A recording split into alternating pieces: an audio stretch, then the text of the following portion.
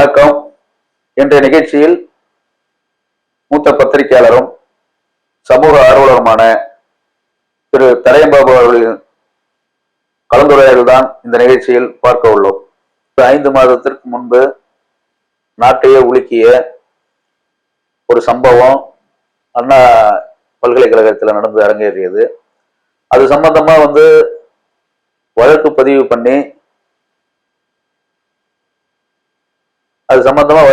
பண்ணி ஒரு குறுகிய காலகட்டத்தில் இன்றைக்கு ஒரு தீர்ப்பு வந்திருக்குது. இந்த தீர்ப்பை நீங்க எப்படி பாக்குறீங்க? அனைவருக்கும் வணக்கம். அதாவது தமிழ்நாட்டை எத்தனையோ பல்வேறு சம்பவங்கள் உலுக்கி இருக்கு. பாலியல் வழக்காக இருந்தாலும் எந்த ஒரு பிரச்சனையாக இருந்தாலுமே தமிழ்நாட்டில் ஒரு சின்னதுன்னா உடனே பெருசாயிடும். மற்ற மாநிலங்களோட தமிழ்நாட்டினுடைய மக்கள் உணர்ச்சி பூர்வமான மக்கள், பரிதாபப்படக்கூடிய மக்கள், ரொம்ப அனுதாபத்தோட ஒரு விஷயத்த பார்க்கக்கூடிய மக்கள் தான் இந்த மக்கள். அது மாதிரி பொள்ளாச்சி பாலியல் வழக்குல பல ஆண்டு காலமா நடந்தது. சிபிஐ விசாரணை போட்டு ஜட்ஜ்மெண்ட் கொடுத்தாங்க. ஆனா இது என்ன ஒரு முக்கியமான பார்க்க வேண்டிய விஷயம்னா, தமிழ்நாட்டில் பிரசித்தி பெற்ற அண்ணா பல்கலைக்கழகம், மிக ஃபேமஸான, நாடு முழுக்க அண்ணா பல்கலைக்கழகம் ஒரு மரியாதை கெத்து இருக்கு. அந்த பல்கலைக்கழக வளாகத்துக்குள்ளேயே ஒரு பாலியல் சம்பவம் நடந்தது என்பது தமிழ்நாட்டுக்கு ஒரு மிகப்பெரிய அன்னைக்கு ஒரு துக்க நாளதான் எல்லாமே நாங்க பார்க்கறாங்க. ஏன்னா மிகப்பெரிய யூனிவர்சிட்டி, அண்ணா யூனிவர்சிட்டினால ஒரு மிகப்பெரிய யூனிவர்சிட்டி. அந்த உள்ள நடந்தது எப்படி அப்படின்னு தான் எல்லாத்தையுமே ஒரு அதிர்ச்சியான விஷயம். ஏதோ சம்பவங்கள் நடந்திருக்கு. அது சம்பந்தப்பட்ட குற்றவாளி ஞானசேகரன் பாத்தீங்கன்னா ஒரு சாதாரண பிரியாணி கடைக்காரன், அவ்வளவுதான். ஆளுங்கட்சியில ஈடுபாடு உண்டு, ஆளுங்கட்சியில பொறுப்புள்ளதா கூட எதிர்கட்சிகள்லாம் இன்னைக்கு குற்றம் சொல்லிட்டு இருக்கிறாங்க. எது எப்படி இருந்தாலுமே கூட இன்னைக்கு அந்த தீர்ப்பு பாத்தீங்கன்னா, இந்த தீர்ப்பு நாங்க எப்படி பாக்குறோம்னா, எல்லாமே தூக்கு தண்டனை கொடுப்பாங்க, அப்படிலாம் கடுமையான தண்டனை கொடுப்பாங்கன்னு எல்லாம் மக்கள் மத்தியில பேசினாங்க. ஆனா அந்த சென்னை போக்சோ நீதிமன்றம் மாண்புமிகு நீதிபதி அவர்கள் ஒரு தீர்ப்பு 30 ஆண்டு காலம் ஆயுள் தண்டனை, அந்த 30 ஆண்டுகளும் அவர் சிறையிலே இருக்கணும். இப்ப தமிழ்நாட்டுல பாத்தீங்கன்னா ஜெயில எத்தனையோ கைதிகள் இருப்பாங்க. அவங்களுக்கு அண்ணா பிறந்தநாள்ல நன்னடத்தை அடிப்படையில வெளில விடுவாங்க. அந்தந்த ஆட்சியின் முதல் தலைவர்களுடைய நினைவுல பிறந்தநாள்ல வெளியில விடுவாங்க. ஆனா இந்த மாண்புமிகு நீதிமன்றம் என்ன சொல்லியிருக்குன்னா, எந்த சலுகையும் காட்டக்கூடாது, எந்த நன்னடத்தை விதிகளையும் காரணம் காட்டி அவர் விடுதலை பண்ணக்கூடாது, 30 ஆண்டுகள் சிறையில இருக்கணும் அப்படின்னு இருக்கிறாங்க. அவங்க 30 ஆண்டுகள் தான் சொல்லிருக்கிறாங்களே ஒழிய, ஆனா எல்லா செய்தித்தாளுமே என்ன வந்திருக்கிறான் 30 வருஷம் இருக்கிறாங்க. இல்ல, மொத்தம் அவருக்கு கொடுக்கப்பட்ட தண்டனை பாத்தீங்கன்னா 67 ஆண்டு 1 மாதம். 67 ஆண்டு 1 மாதம். அந்த தண்டனை 11 பிரிவுகள் மீது அவங்க மீது வழக்கு பதிவு பண்ணாங்க. அத ஒரு பிரிவு 329 மாணவியிடம் விருப்பத்துக்கு மாறாக அத்துமீறி நடந்து கொள்ளுதல், அதுக்கு 3 ஆண்டு சிறை. பிரிவு 126(2) மாணவியை செல்ல விடாமல் சட்டவிரோதமாக தடுத்து நிறுத்துதல், அதுக்கு 1 மாதம் சிறை. பிரிவு 87 வலுக்கட்டாயமாக கடத்தி ஆசைக்கு இணங்கு வைத்தல், 10 ஆண்டுகள் 10,000 அபராதம். அதுக்கு 127(2) பிரிவுல உடலில் காயத்தை ஏற்படுத்துதல், அதற்காக 1 ஆண்டு சிறை. 75(2)ல விருப்பத்துக்கு மாறாக பாலியல் வன்கொடுமை செய்தல், அதுக்கு 3 ஆண்டு சிறை. பிரிவு 76ல கடுமையாக தாக்குதல், அதுக்கு 7 ஆண்டு சிறை, 10,000 ரூபாய் அபராதம். 64(1) பாலியல் வன்கொடுமை, இதுதான் 30 ஆண்டு காலம் கொடுத்திருக்காங்க. தண்டனை குறைப்பு இல்லாம கொடுக்கணும்னு சொல்லிருக்கிறாங்க. ஆயுள் தண்டனை கொடுத்திருக்கிறாங்க. 30,000 ரூபாய் 25,000 ரூபாய் அபராதம் கொடுத்திருக்கிறாங்க. 351 பிரிவு 3ல கொலை மிரட்டல் விடுத்தலுக்காக 7 ஆண்டுகள் சிறை, 10,000 அபராதம். 238(b) பாலியல் வன்கொடுமை தொடர்பான ஆதாரங்களை அளித்தல், அதற்கு 3 ஆண்டுகள் சிறை, 10,000 ரூபாய் அபராதம். 66(e) தகவல் சட்டப்பிரிவு தனிநபர் அந்தரங்க உரிமைகளை மீறுதல், 3 ஆண்டுகள் சிறை, 25,000 அபராதம். ஆக மாண்புமிகு போக்சோ நீதிமன்றம் அவர்கள் கொடுத்திருக்கிற தீர்ப்பு மொத்தம் 67 ஆண்டு 1 மாதம் சிறை தண்டனை. எனக்கு தெரிந்து தமிழ்நாட்டில் ஒரு பாலியல் வழக்கில் இதைவிட ஒரு கடுமையான தண்டனை கொடுக்கப்பட்டதாக எனக்கு தெரிஞ்ச வரைக்கும் இல்லை. அது முக்கியமா பார்க்கணும்னா தூக்கு தண்டனை விட மிக கொடுமையானது. 30 ஆண்டுகள் வெளியே வரக்கூடாது, நீ உள்ளதான் கடக்கணும் அப்படின்றதான். இப்ப அது விஷயமா கூட நம்ம அதிமுக பொதுச் செயலாளர் மரியாதைக்குரிய எதிர்கட்சி தலைவர் திரு எடப்பாடி பழனிசாமி அவர்கள் கூட சாலின் சாரை நினைத்தாலும் அந்த சாரை காப்பாற்ற முடியாது, நாங்க ஆட்சிக்கு வந்தா அந்த நடவடிக்கைகள் நாங்க எடுப்போம் அப்படின்னு அவர் சொல்லியிருக்கிறாரு. இந்த வழக்கு விஷயமா தமிழ்நாடு அரசு என்ன பண்ணிருக்குன்னா அவரை வந்து கைது பண்றாங்க, கைது பண்ணி விட்டு திருப்பி கைது பண்றாங்க. எதிர்கட்சிகள் நீங்க எழுப்பக்கூடிய சந்தேகம்னா கைது பண்ணீங்க, வெளியில விட்டு திருப்பியா நீங்க கைது பண்றீங்க அப்படின்ற ஒரு அவங்க சந்தேகத்தை எழுப்பி இருக்கிறாங்க. அதுக்கப்புறம் தான் வந்து பிரச்சனை பெருசாவது, உயர்நீதிமன்றம் தலையிடுறாங்க. 3 பேர் கொண்ட IPS ஆபீசர்ஸ் கொண்ட குழு, பெண் அதிகாரிகள் கொண்ட குழு விசாரணை போடுறாங்க. அவங்க விசாரணை துரிதமா நடக்குது. அது ட்ரீட்மெண்ட் எடுத்து அவங்க பார்த்து எல்லாம் சொல்லக்கூடாது சொல்லுகிறாங்க. இந்த சார்ன்றது இல்ல, சம்பவம் நடக்கிற அன்னைக்கு குற்றம் சுமத்தப்பட்டிருக்கிற ஞானசேகரன் தன்னுடைய செல்போன் வந்து பிளைட் மோட்ல போட்டிருக்கிறார், யார்கிட்டையும் பேசல, அவங்கள வந்து மிரட்டுறதுக்காக அந்த சார்ன்ற வார்த்தை அவர் சொல்லியிருக்கிறாரு அப்படின்னு விசாரணை குழு சொல்லியிருக்கு. பயன் கோர்ட்டு என்ன சொல்றாங்களோ அதான் எல்லா கோர்ட்டுமே அதை ஏற்றுக்குவாங்க. திருப்பி அதிமுக ஆட்சி வர அன்னைக்கு தூசு தட்டினாங்கன்னா அதை அப்படிக்கா பாத்துக்கொண்டு. அதிமுக ஆட்சியில தான் வந்து பொள்ளாச்சி சம்பவம் நடந்துச்சு. ஆமா, பெரிய சம்பவம், இதை விட நாட்டையே ஒழுக்கிய ஒரு சம்பவம் பொள்ளாச்சி சம்பவம். ஆமா, அது கூட்டியல் பலாத்காரம். ஆமா, ஏகப்பட்ட பெண்கள் அதுல வந்து பாதிச்சிருக்கிறாங்க. ஆமா. ஆனா அதன் தீர்ப்பு வந்து இந்த மாதிரி இந்த ஆட்சியில நடந்த மாதிரி ஒரு விறுவிறுப்பான தீர்ப்பாகவும் இல்லை. இது வரைக்குமே அது அப்படியே இருக்குது. அது இந்த மாதிரியான ஒரு தண்டனை அதுல இருக்குதாங்கிறது எனக்கு தெரியல. நீங்க அதை இந்த தண்டனையை விட அது வந்து ஆயுள் தண்டனை கொடுத்துருக்காங்க, 2000 3000 தண்டனை கொடுத்துருக்காங்க ஒழிய அவங்க வந்து நன்னடை தடிப்புல அவங்க விடுதலை பண்ணலாம். நாளைக்கு வந்து அனைத்து இந்த அதிமுக ஆட்சி வந்து ஒரு கருணை காட்டி அவங்க தலைவர்கள் பிறநாளை முன்னிட்டு கூட வெளியில விடுவதற்கான வாய்ப்புகள் இருக்குது. ஆனா எனக்கு தெரிந்து போக்சோ வழக்குல வந்து இந்த பாலியல் வழக்குல வந்து மாண்புமிகு சென்னை போக்சோ நீதிமன்றம் கொடுத்த தீர்ப்பு 30 வருஷம் உள்ளதான் இருக்கின்றது மிக கடுமையான தண்டனை. சில பேர் சொல்றாங்க ஓசோல இருக்கிறாங்க, அவங்களாம் தூக்கு தண்டனை கொடுக்கணும் அப்படின்றாங்க. தூக்கு தண்டனை என்பது மனித குலத்துக்கு எதிரானதுன்னு சொல்லிட்டு இன்னைக்கு உலக மனித உரிமை ஆர்வலர்கள்லாம் அதுக்காக போராடிட்டு இருக்கிறாங்க. இது வந்து மிக கடுமையான தண்டனை இந்த பொறுத்த வரைக்கும். 2வது வந்து திமுக ஆட்சியை வந்து இவங்க குற்றம் சொல்ல முடியாது. ஏன்னா வந்து பொள்ளாச்சி வழக்குல வந்து CBI விசாரணை இவரு தான் கேட்டார். பொள்ளாச்சி சம்பவம் நடந்த உடனே வந்து அப்ப என்ன முதலமைச்சர் மாண்புமிகு எடப்பாடி பழனிசாமி வந்து உடனே போடல. அதுக்காக திமுக வந்து மிகப்பெரிய போராட்டங்கள் நடத்துனாங்க. நம்ம தூத்துக்குடி MP கனிமொழி மேடம் வந்து போராட்டங்கள் நடத்தினாங்க. அதனுடைய திமுக நடத்திய தொடர் போராட்டங்களுடைய விளைவாகத்தான் அன்றைக்கு இருந்த அதிமுக அரசு CBI விசாரணைக்கு உத்தரவிட்டது. ஆனால் இன்றைக்கு அண்ணா பல்கலைக்கழகத்தில் நடந்த சம்பவம் எதிர்கட்சிகள் வழக்கம் போல் போராட்டம் நடத்தியது. யார் அந்த சாமிகள் தமிழ்நாடு முழுக்கும் போராடினார்கள், வீதியில இறங்கி போராடினார்கள். அந்த மாற்றுப்பத்து கருத்து இல்லை. அதை ஒரு ஜனநாயக ரீதியான போராட்டத்தை நாடும் வரவேற்றது, நாமும் அதை வரவேற்கிறோம். ஆனால் விரைவில் அது வழக்கை பதிவு செய்து உயர்நீதிமன்றமே தலையிட்டு ஒரு சிறப்பு குழு அமைத்து 5 மாதத்தில் அந்த தீர்ப்பு கொடுத்திருப்பது என்பது பாராட்டப்பட வேண்டிய தீர்ப்பு. MK ஸ்டாலின் முதலமைச்சர் கூட இன்னைக்கு சொல்லியிருக்கிறாங்க. சிறுபிள்ளைத்தனமெல்லாம் சில பேர் பேசிட்டு இருக்கிறாங்க. நாங்க சட்ட முன்வரைவு கொண்டாந்தாங்க தமிழ்நாட்டுக்கு. என்னன்னா போக்சோ வழக்குல வந்து முன் விடுதலை கூடாது.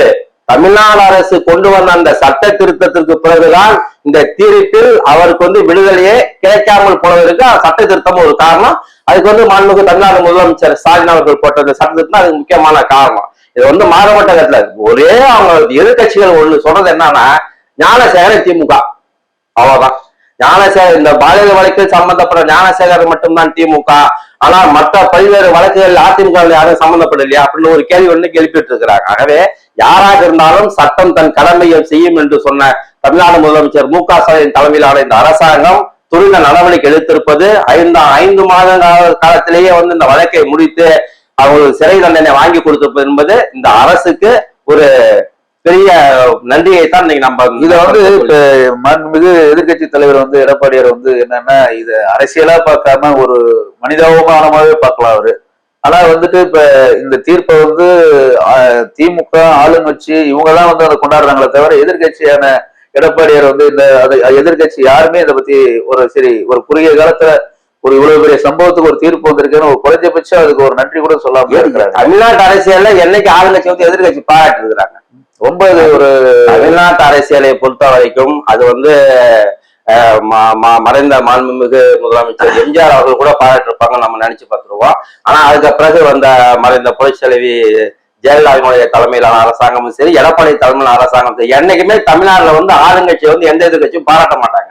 அது என்ன குறை இருக்கு அந்த குறையதான் சொல்லுவாங்களே ஒழிய விசாரணை கமிஷன்லயே சொல்லிட்டாங்க சார், அந்த 3 பேர் கொண்ட குழுவே சொல்லிட்டாங்க சார், அந்த சார்ன்றது இல்லாத மேட்டர் தான் சொன்னாருன்னு சொன்னதுக்காக கோர்ட்ல அதை ஏத்துக்கிட்டாங்க, ஜட்ஜ்மெண்ட் கொடுத்துட்டாங்க. திருப்பி எடப்பாடி பழனிசாமி சார் என்ன சொல்றாங்க, இப்ப யார் இருந்தா சார் நாங்க ஆட்சி வந்தா நாங்க கண்டுபிடிங்க இருந்தாலும் கண்டுபிடிக்குங்க. என்ன சொல்றாங்க அரசு தரப்புல அனைத்து நாங்க சாதனங்களை வந்து எலக்ட்ரானிக் மூலம் அறிவு சயின்டிபிக்கா வந்து நாங்க ஆய்வு பண்ண பகுப்பாய்வு பண்ணி தரவுகளை சேகரிக்கப்பட்ட அடிப்படையில் தான் இந்த தீர்ப்பு நாங்க சொல்லியிருக்கோம். நீதிமன்ற தீர்ப்பை கொடுத்துருக்குன்னு சொன்னாங்க. அதுக்கப்புறம் அந்த சார் அங்க எங்க வராதுன்னு தெரியலையே. ஒருவேளை அதிமுக ஆட்சி வந்தால் மாண்புமிகு எடப்பாடி பழனிசாமி அவர்கள் முதலமைச்சராக ஆனால் அந்த சார் யாருன்னு கண்டுபிடிட்டோம். அப்ப கண்டுபிடிச்சா நாங்க அவரை பாராட்டோம். அது வரைக்கும் இந்த ஆவணங்கள் பத்திரமா இருக்கணும்ல. அது ஒரு பக்கம் அவங்க கண்டுபிடிக்கிறதா இருந்தாலும் இப்ப அப்ப இந்த ஜட்ஜ்மெண்ட் தப்பா போடும்ல, அந்த மாதிரி கண்டுபிடிக்கிற ஒரு சூழ்நிலை வந்தா வாய்ப்பே இல்லையே. அவங்கதான் இந்த 3 பேரை கொண்ட விசாரணை குழுவே கரெக்டா சொல்லிட்டாங்களா. அவங்க எல்லா ஆதாரங்களையும் நாங்க ஆய்வு பண்ணிட்டோம், எல்லா பொருளையும் நாங்கள் கண்டுபிடிச்சு ஆய்வு பண்ணதுக்கு அப்புறம் தான் அந்த முடிவுக்கே நாங்கள் வந்திருக்கோம்னு சொல்றாங்க. இது சார் இதுல 3 பேருமே பெண் அதிகாரி சார். 3 பேருமே இது பெண் அதிகாரி. அவங்க பெண்ணினுடைய வழியில அவங்களுக்கு தெரியும், இந்த அரசாங்கத்தினுடைய கொள்கை முடிவுனா அவங்களுக்கு தெரியும், இந்த தமிழ்நாட்டினுடைய பெண்ணுக்கு அவங்க முக்கியத்துவம் கொடுக்கணும்னு அந்த அதிகாரிகளுக்கு தெரியும். அது எப்படி அவங்க செய்யறான்னு அந்த விஷயத்தை அவங்க பண்ணியிருக்கிறாங்க. கோர்ட்டை பாராட்டிருக்கேன். இந்த 3 பேருக்குள்ள விசாரணை குழு சென்னை உயர்நீதிமன்றமே பாராட்டி இருக்கிறாங்களே. இதை எப்படி அவங்க எடப்பாடி பழனிசாமி சார் சொல்ல முடியாதுல்ல. அவங்க அதிமுக ஆட்சிக்கு வந்தா நம்மளுக்கு அதை கண்டுபிடிச்சா அப்புறம் பார்த்துவோம். அப்படியே வந்தாலும் அது தீர்ப்பு தப்புன்னு ஆகாது. அதுக்கு சட்டத்தில் வழி இருக்குல்ல. நான் என்ன கேட்கறேன்னா, யார் அந்த சாருன்னு இப்போ கேட்கறாருல்ல. 3 பேர் கொண்ட குழு சார்ஜ் போட்டாங்கல்ல. அப்போ அவங்க சுப்ரீம் கோர்ட் போயிருக்கலாம்ல, ஹைகோர்ட்டே கொண்டு போயிருக்கலாம்ல. சார்ஜ் நிறுத்துங்க, அந்த சார்ஜ் பேஸ் பண்ணி நீங்கள் எந்த வழக்கு நடத்தக்கூடாது, அதை இன்னும் முழுமையான விசாரணை வேணும், இந்த வழக்கை சிபிஐ விசாரணை வேணும், நீங்கள் சுப்ரீம் கோர்ட்டு போயிருக்கலாம்ல. பல சட்ட வழக்குகளை கையில் எடுத்துருக்கலாம்லே. அப்போ அவங்க எடுக்காத விட்டாங்க. இப்படி பல பேர்லாம் பேசிட்டு இருக்கிறாங்கல்ல. இன்னைக்கு நயனா நாகேந்திரன் தீர்ப்பை வரவேற்றிருக்கிறாரு. தேமுதிகவினுடைய பொதுச் செயலாளர் திருமதி பிரேமலதா விஜயகாந்த் இன்னைக்கு வரவேற்றிருக்கிறாங்க. எல்லாமே வரவேற்றிருக்கிறாங்கல்ல. எடப்பாடி பழனிசாமி என்பது திமுக ஆட்சி மீது குறை சொல்லணும், ஏதாவது சொல்லிட்டே இருக்குன்றதுக்காக அவர் சொல்லிட்டு இருக்காரு. வேற ஒன்றும் கிடையாது. பொள்ளாச்சி தீர்ப்பு அவர் எப்படி பார்க்குறாரு? யாருங்க? எடப்பாடி பழனிசாமி அவர்கள். அவர் தான் வரவேற்றுக்கிறார். நாங்க தான் தீர்ப்புக்கு காரணமே நாங்க தான். இப்ப இந்த ஆட்சியில பாத்தீங்கன்னா தீர்ப்புக்கு காரணமே நாங்க தான். அதான் முதலமைச்சர் கேட்கிறாரு, சிபிஐ விசாரணை எப்ப கொண்டாந்தீங்கன்னு கேட்கிறாரு. போராட்டம் நீங்க சிபிஐ விசாரணை கொண்டாந்தீங்க, உடனே நீங்க கொண்டாந்தீங்கன்னு கேட்கிறாரு. உடனே உங்க சிபிசிஐடி விசாரணை கொண்டாந்து உத்தரவு போட்டாங்க. அண்ணா பல்கலைக்கழக வழக்குல அதுக்கு தான் கோர்ட்டு தலையிட்டுச்சு. இவர் அன்னைக்கு ஆரம்பத்திலே சிபிஐ விசாரணை சொல்லணும்ல. இருக்கு சம்பந்தப்பட்டிருக்காங்கன்றது அன்னைக்கே இருந்துச்சு இல்ல. அதுல சம்பந்தப்பட்டா பேசிட்டு இருந்தாங்க. ஆனா அதனால அந்த விசாரணைக்கு பின்னாடி சொல்றாங்க, அதிமுக சம்பந்தப்பட்டவங்க அந்த வழக்கு 4 கிழமை இழுத்தடிச்சது விசாரணைக்கு பின்னாடி அப்பயே பேசிட்டு இருந்தாங்க. ஆனால் அது பேசும்போது தமிழ்நாடு முழுக்க இருந்தது. எது எப்படியாம சார், பெரியார் பிறந்த மண், அண்ணா பிறந்த மண், இன்னைக்கு கலைஞர் பிறந்தாரு, அவர் பிறந்த மண், பெண்களுக்கு முக்கியத்துவம் கொடுக்குற நாடு தமிழ்நாடு. பாதிக்கப்பட்ட பெண்ணுக்கு மாண்புமிகு சென்னை போக்சோ நீதிமன்றம் வழங்கிய தீர்ப்பு வரவேற்கத்தக்க தீர்ப்பு. ஞானசேகருக்கு கொடுக்கப்பட்ட தண்டனை மிகப்பெரிய தண்டனை, கொடுமையான தண்டனை. அவர் சுட்டு கொண்டாலும் அவரை தூக்கிலே போட்டாலும் ஏற்படுகிற வழியை விட 30 ஆண்டு காலம் சிறையில இருக்க வேண்டும், வெளியே விடக்கூடாது என்கின்ற ஒரு தண்டனை மிக கொடுமையான தண்டனை. அது தமிழ்நாட்டு மக்கள் சார்பாக அன்னைக்கு நம்ம அதை வரவேற்க கோர்ட்டுக்கு நன்றி சொல்றோம். அது தீர்ப்பை சீக்கிரமாக கொடுத்த கவர்மெண்ட்டுக்கு நன்றி சொல்றோம். இதெல்லாம் பார்க்கும்போது இப்போ பொதுமக்கள் மத்தியில் இன்னும் இந்த மாதிரி செய்கிறவங்கலாம் கொஞ்சம் இன்னும் ஒரு பயத்தை ஏற்படுத்துகிற ஒரு சூழல் உருவாகல. கண்டிப்பாக பயம் இருக்கும். தமிழ்நாட்டினுடைய சார்பு கிட்டனா ஏதாவது ஒரு சட்டம் கொண்டு வந்தால் அந்த குற்ற செயல் அதிகமாக நடக்குது. இப்போ நீங்கள் சுதாரணமாக பார்த்தீங்கன்னா, எங்கனாச்சும் ஒரு ஸ்கூல் பஸ் ஆக்சிடென்ட் ஆனாதான், ஒரு குழந்தைங்க செத்தாதான் உடனே எல்லா ஸ்கூலையும் போய் ஆய்வு பண்ணுவாங்க. எல்லா சினிமா அது நடக்கிறதா ஒன்று. ஆகவே சட்டம் தன் கடமையை செய்கிறது. இப்போ பொள்ளாச்சி பிரச்சனை பார்த்தீங்கன்னா, அதிமுக ஆட்சி காலத்தில் நடந்தது. குறைஞ்சது ஒரு பல ஆண்டுகள் ஆயிடுச்சு. குறைஞ்சது ஒரு 8-9 வருஷத்துக்கு மேலே ஆகும்னு நினைக்கிறேன் அந்த தீர்ப்பு வர்றதுக்கு. அதில் அன்றைக்கு இருந்த அந்த ஆளுங்கட்சியை சார்ந்தவர்கள் அதில் ஈடுபட்டாருங்கிறதுனால தான் அது இவ்வளோ நாள் இழுக்கப்பட்டதுன்னு சொல்கிறாங்க. ஆனால் இப்போ தற்போது நடந்த அண்ணா பல்கலைக்கழக அந்த பாலியல் வழக்கை கூட பார்த்தீங்கன்னா 5 மாத காலத்தில் அவங்களும் ஆளுங்கட்சி சம்மந்தப்பட்டவங்க தான் அந்த எடுத்தாங்க. இதேமாரி திமுக கட்சியில் தான் அவர் இருக்கார் ஞானசேகரன் அப்படின்னு சொல்லி தான் ஆரம்பித்தாங்க. ஆனால் அந்த ஏடிஎம்கே காலத்தில் நடந்த அந்த பொள்ளாச்சி பாலியல் ஒரு நீண்ட காலம் அதுதான் நமக்கு இன்றைக்கி ஒரு தீர்ப்பாக கொடுத்துருக்காங்க. அது இந்த ஆட்சியில். ஆனால் இதே ஆளுங்கட்சி சம்மந்தப்பட்ட ஒரு ஆளுக்கு 5 மாத காலத்தில் இவ்வளோ பெரிய தீர்ப்பு கொடுத்துருக்காங்கிறத அந்த அதிமுக ஆட்சி இப்போ நடந்துகிட்டு இருக்க திமுக ஆட்சியை நீங்கள் எப்படி பார்க்குறீங்க? அதாவது பொள்ளாச்சி வழக்கில் அன்னைக்கு அதிமுக தலையிட்டான்னு அப்போ பரபரப்பாக பேசினாங்க. அதனால தான் இந்த வழக்குக்கு போய் வா அப்படின்னு பார்த்தாலும் அது ஒரு விதத்தில் கூட உண்மையாக தான் இருக்கும். இப்போ இவங்க திமுக அமைச்சர்கள் இந்த வழக்கில் தொடர்பு இருக்கு அப்படின்னு யார் அந்த சாரு, ஏன் அந்த மந்திரி கூட பிரியாணி சாப்பிட்டாரு, ஞானசாரி பெட்ரூமுக்கு அந்த மந்திரி போனாரு, ஞானசாரி பெட்ரூமுக்கு அந்த துணை மேயர் போனாரு, அங்கே ஏன் பிரியாணி சாப்பிட்டாரு, லெக் பீஸ் சாப்பிட்டாரு அப்படிலாம் அவங்க கேள்வி கேட்குறாங்க. ஆனால் ஆளுங்கட்சியினுடைய தலையீடு இது இருந்தால், ஆளுங்கட்சி அமைச்சர்களுடைய தலையீடு இது இருந்தால், பெட்ரூம் வரைக்கும் போய் அமைச்சர்கள் சாப்பிட்டாங்க, துணை மேயர் சாப்பிட்டாங்கன்னு சொல்ல உண்மையாக இருந்தால், தலையீடு இருந்தால் இந்த தீர்ப்பு சீக்கிரம் எப்படி வந்திருக்கும்? அதாவது திமுக ஆட்சியில பெண்களுக்கு ஒரு பாதுகாப்பு தரணும், தண்டனை கடுமையாக இருக்கணும் தான் முதலமைச்சர் மு.க. ஸ்டாலினுடைய எண்ணம். அதுக்கு தான் அந்த சட்டத்தை அவர் கொண்டாந்தார். இது ஆளுங்கட்சியுடைய தலையீடு இருந்தால் இந்த தீர்ப்பு எப்படி 5 மாத காலத்தில் வந்திருக்கும் அப்படின்றது நீங்க பார்க்கணும். அதிமுக ஆட்சியில் பொள்ளாச்சி பாலியல் வழக்கில் அப்போ இருந்த அதிமுக அமைச்சர்லாம் ஈடுபட்டாங்கன்னு அப்பெல்லாம் பரபரப்பாக பேசினாங்க. ஆனால் அந்த வழக்கு இப்போ அதிமுக ஆட்சியில் போடப்பட்ட அந்த வழக்கு, அந்த பொள்ளாச்சி வழக்கில் அதிமுகவே சம்மந்தப்படலப்பா அப்படின்னா தீர்ப்பு நீங்கள் ஒரு வருஷம் வாங்கி கொடுத்துக்க வேண்டியது, அவங்க ஆட்சிக்குள்ளே நீங்கள் வாங்கி கொடுத்துக்க வேண்டியதானே? அதே வாங்கி கொடுக்க இப்போ முதலமைச்சர் மு.க. ஸ்டாலின் சொல்கிறாரு, அந்த தீர்ப்புக்கு நாங்கள் தான் காரணம், நாங்கள் தான் என்ன சீக்கிரம் விரைவாக சாட்சியெல்லாம் இது பண்ணணும் அவரு சொல்லியிருக்கிறாருல்ல. ஆகவே அதிமுக ஆட்சியில் நடந்த இந்த பொள்ளாச்சி வழக்கு என்பது அதிமுக ஆட்சியுடைய அலட்சிய போக்கு மெத்தனத்தாலேயே அந்த விசாரணை காலதாமதப்படுத்தப்பட்டது. திமுக ஆட்சியில் நடந்த அண்ணா பல்கலைக்கழகத்தினுடைய பாலியல் வழக்கு திமுகவினர் சம்பந்தப்பட்டதிலிருந்து அதிமுகவினரால் பரபரப்பாக குற்றம் சுமத்தப்பட்டாலும் கூட நாங்கள் சம்பந்தப்படவில்லை என்று சொல்லி விரைவாக அந்த வழக்கை முடித்து திருப்பி கொடுத்துருக்கிறாங்க. இப்ப என்ன சொல்றாரு எடப்பாடி பழனிசாமி சார், எப்படி நீங்க ஞானசாரம் வச்சு தீர்ப்பு கொடுத்தீங்க, எப்படி அந்த ஒரு ஆளை மட்டும் நீங்க அக்யூஸா காட்டினீங்க, எப்படி சீக்கிரமா அந்த வழக்கை முடிச்சிங்க அப்படின்னு கூட அவர் கேட்கிறாரு. வேறு ஆதாரங்கள் ஆவணங்கள் இல்லாத காரணத்தினாலே உயர்நீதிமன்றத்தில் அமைக்கப்பட்ட சிறப்பு புலனாய்வு குழு விசாரணை செய்து அந்த அடிக்கடி அடிப்படையிலே தாக்கல் செய்யப்பட்ட குற்றப்பத்திரிகை அடிப்படையில் தான் அந்த வழக்கை அவங்க முடிச்சிருக்கிறாங்க. முடிக்கலன்னா ஏன் முடிக்கல, திமுக தலையீடு ஆளுங்கட்சி தலையீடு நீங்க சொல்லுவீங்க, முடிச்சா ஏன் முடிச்ச, எதுக்கு சீக்கிரம் முடிச்ச அப்படின்னு கேட்கறாங்க. என்னதாங்க பண்றது? அப்புறம் இது என்னதான் பண்றது? நான் என்ன கேட்கறேன்னா, இப்ப சொல்றாங்க பாஜகவுடைய முன்னாள் தலைவர் அண்ணாமலை கூட சொல்லுகிறாரு, ஞானசேகரனோடு இது முடிந்து விடவில்லை, இன்னும் இருக்காங்கன்னு அவரு சொல்றாரு. அது இருக்காங்க இல்ல யார் அந்த அடுத்த ஆட்சி வந்தா நீங்க கண்டுபிடிச்சிருப்பாங்க. ஒரே வார்த்தை, திமுகவினர் ஆளுங்கட்சியினர் இந்த வழக்கில் தலையீடு இருப்பதாக உண்மையாலுமே இருந்தா இந்த வழக்கு எப்படி கூடிய சீக்கிரம் முடிஞ்சிருக்கும். ஏங்க சாதாரணமா ஒரு எம்எல்ஏ எம்பி சம்பந்தப்பட்ட வழக்கை எல்லா கோர்ட்லயுமே கூட 8 வருஷம் 9 வருஷம் ஆகுதுங்க. ஆளுங்கட்சியினர் தலையீடு இருக்கிறாங்க, மேயர் போனாருன்றாங்க, அமைச்சர் கூட நெருக்கமா இந்த போட்டோலாம் காட்டினாங்க. அந்த போட்டோ பார்த்தீங்களா, கல்யாணத்துக்கு போன இந்த போட்டோ பார்த்தீங்களா, இந்த அது நீதிபதி ஹைகோர்ட் நீதிபதி கேட்டாங்க, நான் தான் கல்யாணத்துக்கு போற ஒரு போட்டோ எடுக்கிறேன் குற்றவாளி ஆக முடியுமாங்க அப்படின்னு கூட அந்த ஹைகோர்ட்ல கூட அந்த கேள்வி கேட்டிருந்தாங்க. எனவே இந்த திமுக ஆட்சியில் நடைபெற்ற அந்த அண்ணா பல்கலைக்கழகத்தினுடைய பாலியல் வழக்கில் ஆளுங்கட்சியினுடைய தலையீடு இல்லை என்பது விரைவாக முடிக்கப்பட்டு கொடுக்கப்பட்ட அந்த தீர்ப்பின் மூலமாகவே இன்றைக்கு நாட்டு மக்களுக்கு புரிந்து விட்டது. இதுதான் உண்மை. எதிர்கட்சினா சொல்லிட்டு தான் சார் இருப்பாங்க. இதெல்லாம் இப்போ ஃபைனலாக இந்த பொள்ளாச்சி சம்பவத்தில் வந்த தீர்ப்பையும் இப்போ தற்போது அண்ணா யூனிவர்சிட்டி ஞானசாரியுடைய தீர்ப்பையும் நீங்கள் எப்படி பார்க்குறீங்க? அதாவது பொள்ளாச்சி அதிமுக ஆட்சியில் போடப்பட்ட அந்த பொள்ளாச்சி பாலியல் வழக்கு அந்த தீர்ப்பும், இன்றைக்கு அண்ணா பல்கலைக்கழகத்தில் திமுக ஆட்சியில் நடைபெற்ற அந்த வழக்கும் தீர்ப்பும் எப்படி பார்க்கணும் அப்படின்னு பார்த்தீங்கன்னா, பொள்ளாச்சி நடந்தனுடைய வழக்கு அந்த குற்றவாளிகளுக்கு தாமதமா வழங்கப்பட்ட தீர்ப்பு. திமுக ஆட்சியில பெண்களுக்கு பாதுகாப்பு தர ஆட்சி, சமூக நீதியை பேசுகிற திமுக ஆட்சி, மகளிருக்கு இடஒதுக்கீட்டுல பங்கு கொடுக்கிற ஆட்சி, கலைஞர் மகளிர் உரிமை தொகையை கொடுக்கிற ஆட்சி, படிக்கிற பிள்ளைங்களுக்கு மாசம் 1000 ரூபாய் பணம் கொடுக்கிற ஆட்சி, இப்படி பெண்களுக்கு பெண்களுக்கு இலவசம் பஸ் போக்குவரத்து, இலவச பேருந்து பயணம் திட்டத்தை கொண்டாந்த ஆட்சி. இந்த திமுக ஆட்சியில் நடைபெற்ற அண்ணா பல்கலைக்கழகத்தினுடைய பாலியல் வழக்கு பெண்களினுடைய பாதுகாப்பை கருதி விரைவாக கொடுக்கப்பட்ட இந்த தீர்ப்பு வரவேற்கத்தக்க தீர்ப்பு. இந்த தீர்ப்புக்கு பின்னாடிதான் பெண்கள் அது என்ன ஒரு பெரிய விஷயம் கவனிக்குன்னா, பொள்ளாச்சி பாலியல் வழக்குல என்ன சொன்னாங்க, கோர்ட்டு 10 லட்சம் கொடுக்க சொன்னாங்க. ஆனா முதலமைச்சர் ஸ்டாலின் என்ன பண்ணாரு, 20 லட்சம் கொடுத்தாரு.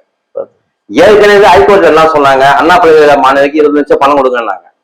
அதை இப்ப மாண்புமிகு நீதிபதி, சென்னை போக்சோ நீதிமன்றம் மாண்புமிகு நீதிபதி அம்மா கூட அந்த தீர்ப்புல கூட சொல்லியிருக்காங்க, அரசு சொல்லியிருக்காங்க அந்த விஷயமா அப்படின்ட்டு கூட அவங்க சொல்லியிருக்கிறாங்க. ஆகவே நீதிமன்றம் பொள்ளாச்சி வழக்கில் 10 லட்சம் கொடுக்கணும்னு சொன்னதை மீறி முதலமைச்சர் தானா தலையிட்டு அந்த பாதிக்கப்பட்ட பேர் என்ன பண்ணுவாங்கப்பா 20 லட்சம் கொடுக்குறோம் அப்படின்னு அந்த கொடுத்ததையும், அவருடைய ஏன் அந்த கொடுத்தாரு, அந்த 20 லட்சம் கொடுத்தாருன்னா அந்த பெண்களை எவ்வளவு மதிக்கிறாங்க, பெண்களுக்கு எவ்வளவு முக்கியத்துவம் தரன்றது இன்னைக்கு திமுக ஆட்சியினுடைய மாண்புமிகு முதலமைச்சர் அவர்கள் சொல்லியிருக்கிறாங்க. அதே போல இந்த வழக்கிலையும் கூட இந்த வழக்கு வரத்து முன்னாடியே ஹைகோர்ட்டினுடைய உத்தரவுப்படி இன்னைக்கு அரசாங்கம் 7 லட்ச ரூபா இன்னைக்கு கொடுத்துருப்பாங்கன்னு நினைக்கிறேன். அது மாதிரி அவங்க கொடுத்துருக்குறாங்க. 2 வழக்கு நம்ம எப்படி பாக்குறோம்னா சார், திமுக ஆட்சியில் போடப்பட்ட வழக்கு பெண்களினுடைய இதை முக்கியத்துவம் கொடுத்து விரைவாக கொடுக்கப்பட்ட தீர்ப்பு. அதிமுக ஆட்சியில் போடப்பட்ட வழக்கு ரொம்ப ரொம்ப இழுத்தடிக்கப்பட்டு பல ஆண்டுகளுக்கு பட்டு கொடுக்கப்பட்ட தீர்ப்பு. இந்த ஞானசேகரன் தீர்ப்புக்கு அப்புறம் தமிழ்நாட்டு பெண்களுக்கு என்ன ஒரு நம்பிக்கைன்னா, தைரியமா போய் காவல் நிலையத்துல புகார் கொடுக்கலாம். இன்னும் என்னன்னா, ஒரு பெரிய ஒரு வெட்கக்கடான விஷயம் என்னன்னா, ஆட்சி அதிகாரத்தில் இருப்பவர்கள் பெண்களுக்கு பாதுகாப்பு தர வேண்டும், பெண்களை கண்ணியமா நடத்தணும்னு சொல்லி அரசும் அரசு நிர்வாகமும் நீதிமன்றமும் காவல்துறை தலைமையிடமும் எல்லாமே சொல்றாங்க சார். ஆனா ஒரு சில மகளிர் காவல் நிலையங்கள்ல ஒரு சில இடங்களை பார்த்தீங்கன்னா பெண்களே மதிக்கிறதே இல்லையே. இப்ப திருச்சி டிஐஜி வருண்குமார் சார் கூட அந்த ஒரு ஸ்டேஷன், அரியலூர் ஸ்டேஷன்ல அந்த எஸ்ஐ நம்ம கூட ரொம்ப கடுமையா பேசி கூட இதுல ஓப்பன் மைக்ல போட்டுல பேசி உடனே இது பண்ணி சஸ்பெண்ட் விட்டாரு. கண்டிப்பா கண்டிப்பா. இந்த மாதிரி சம்பவங்கள் நடக்காத சம்பவங்கள் நடக்காம மாண்புமிகு முதலமைச்சர் அவர்கள் நடவடிக்கை எடுக்கணும். காவல் நிலையத்துக்கு எந்த பெண்கள் போனாலும் உரிய பாதுகாப்பும் மரியாதையும் கொடுத்து அவங்களுடைய குறைகளை தீர்த்தோம்னா இனிஷியலாவே முறையிலேயே அந்த கிளியரிச்சோம்னா இந்த மாதிரி சம்பவங்கள் நடக்கிறதுக்கான வாய்ப்பே இல்லை. பாதிக்கப்பட்ட பெண்கள் காவல் நிலையத்தை போய் கொடுத்தாலும் அந்த பெண்களுக்கு உரிய மரியாதை கொடுக்கணும்.